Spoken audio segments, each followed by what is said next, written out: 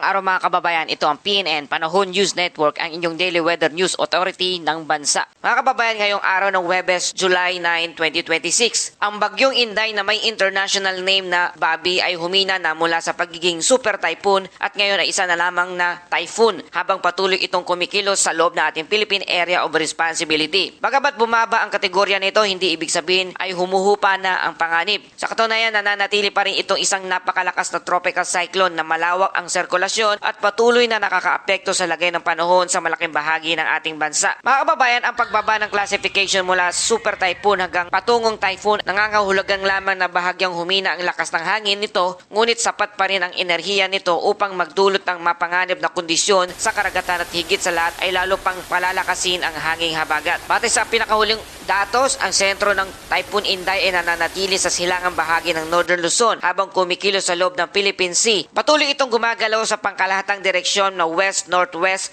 bago inaasahang unti-unting liliko sa hilagang kanluran o northwest sa susunod na 1 hanggang 2 araw.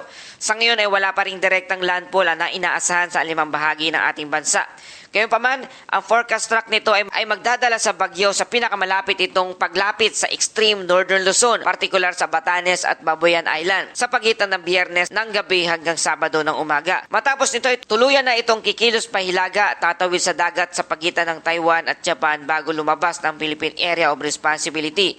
At pagdating ng linggo, inaasahang tatawid patungo sa silangang baybayin ng mainland China kung saan posible itong maglandfall habang patuloy na humihina. Sa kasalukuyan, ang sentro ng bagyo ay may layong 950 km silangan ng Northern Luzon. Taglay pa rin ito ang lakas na hangin na umaabot sa 175 km kada oras habang ang bugso ng hangin ay umaabot hanggang 215 km kada oras.